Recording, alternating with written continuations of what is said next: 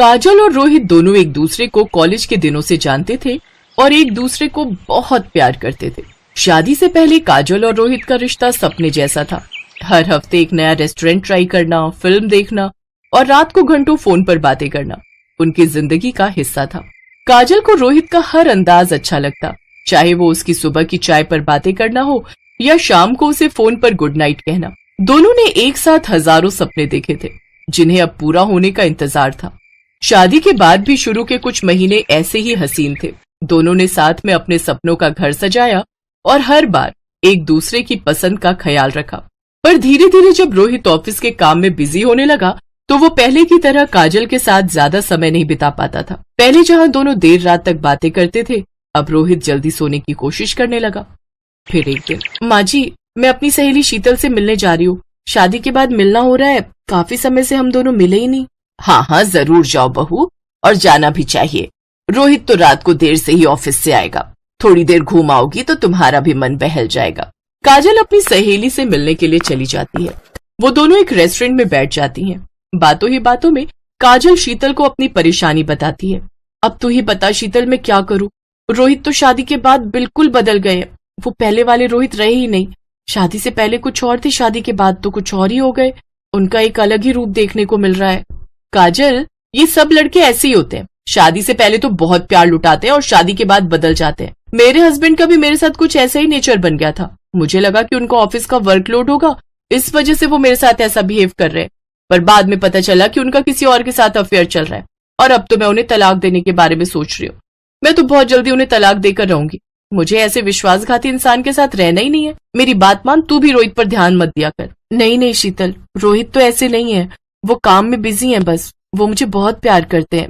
शीतल काजल को बीच में ही टोक देती है। काजल देख, ये सब बातें तो बस दिखावा होती हैं। तुम भी थोड़ा ध्यान रखो। पता नहीं रोहित भी किसी के साथ चक्कर चला रहा और तुम्हें बिना बताए नई जिंदगी जी रहा। तू मेरी बात मान, ये सब लड़के ना एक जैसे ही होते हैं। मेरे हस्बैंड की तरह रोहित भी कहीं किसी और के चक्कर में ना हो। मेरा समझाना फर्ज था क्योंकि मैं तेरी सहेली हूँ। मैं तेरा भला ही सोचूंगी। प्लीज तू रोहित पर नजर रख। शीतल की बातें काजल के दिल में घर कर गई। उसे लगने लगा कि शायद शीतल सही कह रही है। काजल का व्यवहार अब रोहित के प्रति बदल गया। वो छोटी छोटी बातों पर झगड़ने लगी और रोहित पर नजर रखने लगी। कभी उसके फोन की कॉल लिस्ट चेक करती तो कभी उसके ऑफिस के दोस्तों से पूछने लगती। रोहित भी समझ नहीं पा रहा था कि काजल ये शक और गुस्सा किस बात पर कर रही है। क्या हुआ काजल, तुमने आज सुनील को फोन किया था? बोल रहा था कि तुम्हारा फोन गया है। तुमने मुझे डायरेक्ट फोन क्यों नहीं किया? मैं भी तो ऑफिस में था। तो मेरा फोन उठाते ही कब हो? जब देखो तुम्हारा फोन बिजी रहता है। तुम्हारे पास मुझसे बात करने का समय ही नहीं है। पर पता नहीं कहाँ कहाँ टाइम मिल जाता है तुम्हें बात करने का। मुझे तो लगता है तुम किसी और से बातें करते हो, तभी तुम्हारा फोन भी बिजी था। इसीलिए मैंने सुनील भैया को फोन किया। शाम के लिए पनीर मंगवाना था। तुम्हारी फेवरेट मटर पनीर की सब्जी बनाने वाली थी। अरे क्या हो गया, तुम दोनों क्यों लड़ रहे हो? पता है बड़ी मौसी आने वाली है मिलने के लिए, थोड़ा धीरे बात करो। काजल धीरे बोलो, माँ को सब सुनाई दे रहा है। बड़ी मौसी मिलने आने वाली है, शादी के बाद पहली बार आएंगी। अगर उन्होंने तुम्हारा ऐसा रूप देख लिया तो सोचो वो तुम्हारे बारे में क्या सोचेंगी। बात थोड़ी ठंडी हो जाती है, पर काजल के मन में अभी भी रोहित के लिए नाराजगी थी। धीरे धीरे काजल और रोहित के रिश्तों में कड़वाहट आने लगती है, जिसे देखकर रोहित बहुत परेशान था। रोहित तो भाभी को सच क्यों नहीं बता देता? बेकार में तुम दोनों के रिश्ते में दूरियां आ जाएं, उससे पहले तो उन्हें बता दे कि आजकल तू कहाँ बिजी है। हाँ सुनील, वैसे तो अब समय आ गया है जब खुद ही काजल को सब कुछ पता चल जाएगा। काजल नहीं जानती थी कि रोहित उसको सरप्राइज देने वाला है, क्योंकि काजल का जन्मदिन नजदीक आ रहा था। रोहित ने सोचा कि क्यों न इस मौके पर काजल को सरप्राइज देकर उसे ये एहसास दिलाए कि वो उसके लिए कितनी खास है। इस वजह से रोहित का फोन कुछ दिनों से बिजी जा रहा था। रोहित सारे अरेंजमेंट देख रहा था, इवेंट कंपनी से बातें कर रहा था। वो काजल के लिए बहुत बड़ा सरप्राइज प्लान कर रहा था, क्योंकि शादी के बाद काजल का ये पहला जन्मदिन था। इस बारे में सास भी जान चुकी थी। रोहित बेटा, मुझे इस बात की खुशी है कि तू काजल को उसके जन्मदिन पर पार्टी देने वाला है। अच्छा है, तुम दोनों के रिश्ते में जो थोड़ी बहुत लड़ाई झगड़ा और कड़वाहट है वो खत्म हो जाएगी। काजल को बहुत खुशी होगी ये सब देखकर। मैं तुम दोनों बच्चों की हमेशा खुशी चाहती हूँ। तुम दोनों बच्चे हमेशा आपस में प्यार से रहो, खुश रहो। मैं तो बस यही आशीर्वाद देती हूँ। माँ, मैं अपनी तरफ से पूरी कोशिश कर रहा हूँ कि काजल को खुश रख सकूं। इधर काजल की सहेली शीतल उसे भड़का रही थी। उधर रोहित काजल के बर्थडे के लिए प्लान कर रहा था। जन्मदिन की सुबह काजल उठी और अपने काम में लग गई। उसे तो लग रहा था कि रोहित उसके लिए कुछ भी प्लान नहीं कर रहा और बात बहुत ज्यादा खराब हो चुकी है। रोहित ऑफिस चला गया और सास अपने कामों में लग गई। काजल अपनी सहेली शीतल से मिलने चली गई। शाम को जब वो उदास मन से घर लौटी तो उसकी सास उससे बोली, काजल बहू, मेरे साथ बाजार तक चलोगी? तुम्हारा आज जन्मदिन है, मैं चाहती हूँ कि तुम्हें कुछ खरीद कर दे दूं। मना मत करना बहू, मैंने बहुत प्यार से कहा है। ठीक है माँ जी, चलिए। मन तो नहीं है पर आपका मन रखने के लिए मैं चल रही हूँ। काजल की सास उसे बहाने से उस होटल के पास लेकर जाती है जिस होटल में रोहित ने काजल के लिए पार्टी रखी हुई थी। हैप्पी बर्थडे काजल। सॉरी मैंने थोड़ा लेट बोला, पर क्या करता, मैंने तुम्हारे लिए प्लान जो किया हुआ था, मैं तुम्हें सरप्राइज देना चाहता था। काजल बहू, रोहित ने तुम्हारे लिए जन्मदिन की पार्टी रखी है, मैं तुम्हें बहाने से यहाँ लाई हूँ। काजल, मैं रोहित के लिए कितना गलत सोच रही थी, पर रोहित तो सचमुच तुम्हें बहुत प्यार करता है। रोहित तुम्हारे लिए बेस्ट लाइफ पार्टनर है। God bless you both. I am sorry Rohit, मुझे माफ कर दो। मैंने तो पता नहीं तुम्हारे बारे में कितना गलत सोच लिया। वैसे माफी तो मुझे मांगनी चाहिए रोहित जी, मैंने ही काजल के दिमाग में आपके लिए ना जाने क्या क्या गलत भर दिया। I am sorry. कोई बात नहीं शीतल, कभी कभी लाइफ में ऐसा हो जाता है और ऐसा होना भी चाहिए। रिश्तों को नजर नहीं लगती है, क्यों काजल? काजल की आंखों में आंसू आ गए। उसे एहसास हुआ कि वो बेवजह ही रोहित पर शक कर रही थी। रोहित का प्यार देखकर उसकी सारी गलतफहमियां दूर हो गई।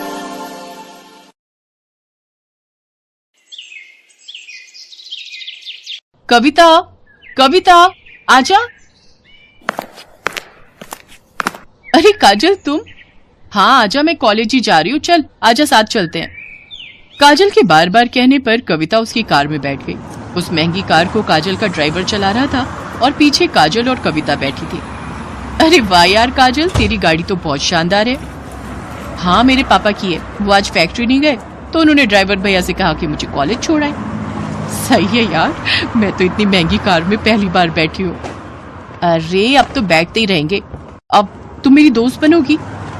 काजल और कविता एक ही कॉलेज में पढ़ते थे। अभी 4-5 दिन पहले ही उन्होंने एडमिशन लिया था। धीरे धीरे काजल और कविता बहुत अच्छी सहेलियां बन गईं। वैसे काजल बहुत ही अमीर घर से थी। उसके पापा राजीव सिंह कई फैक्ट्रियों के मालिक थे, जबकि कविता बहुत ही साधारण घर से थी। उसके पिता एक छोटे किसान थे, मगर फिर भी उन्होंने पाई पाई जोड़कर कविता का एडमिशन शहर के सबसे अच्छे कॉलेज में कराया था। काजल की अच्छी बात यह थी कि उसे अपनी अमीरी पर घमंड बिल्कुल नहीं था।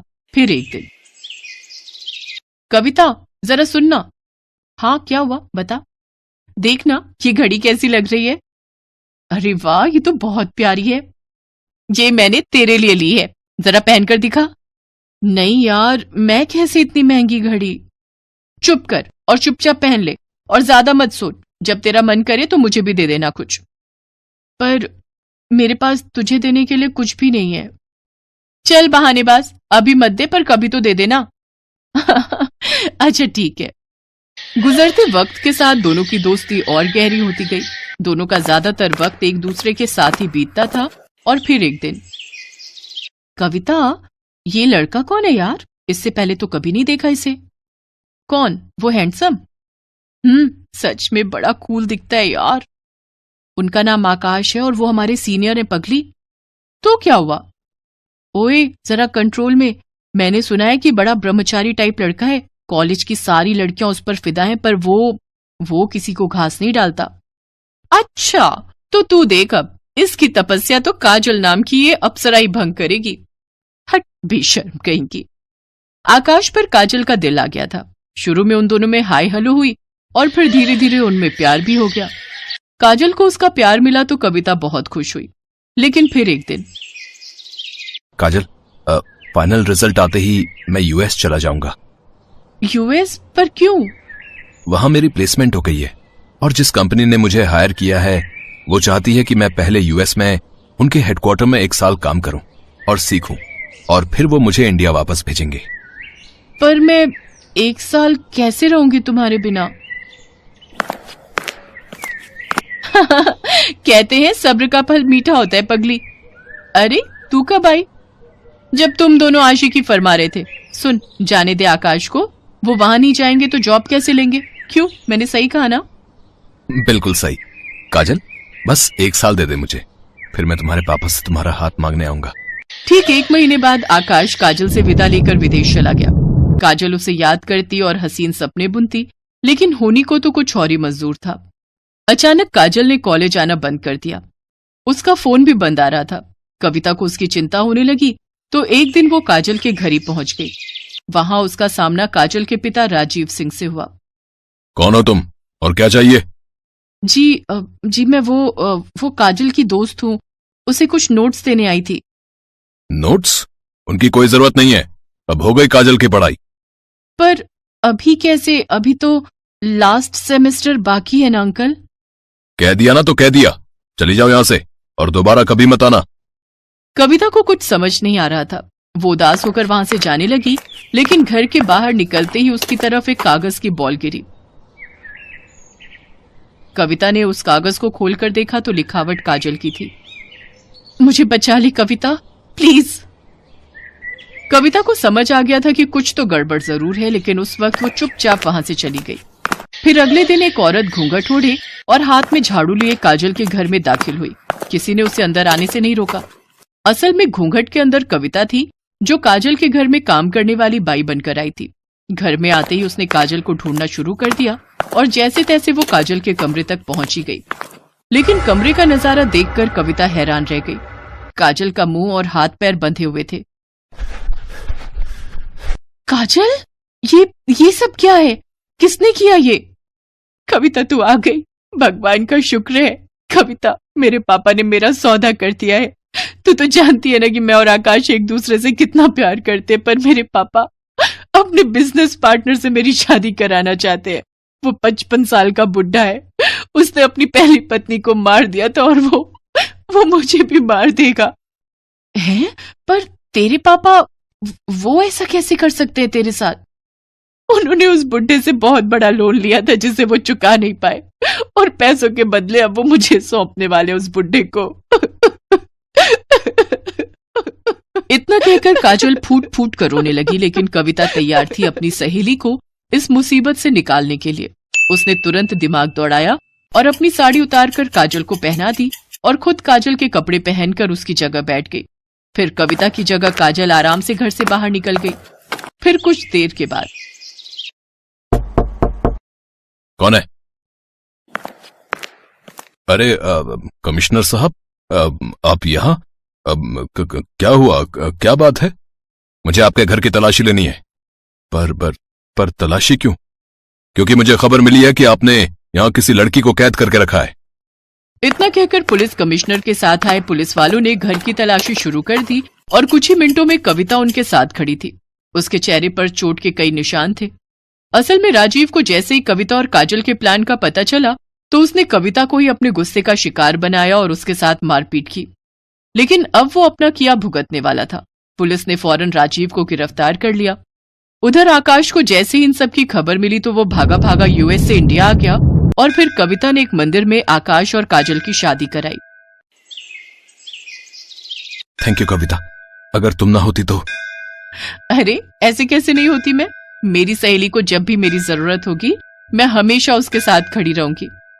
इतना कहकर कविता ने काजल को गले से लगा लिया और काजल बस यही सोच रही थी कि जो तोहफा कविता ने उसे दिया है क्या वो कभी उसकी बराबरी कर पाएगी।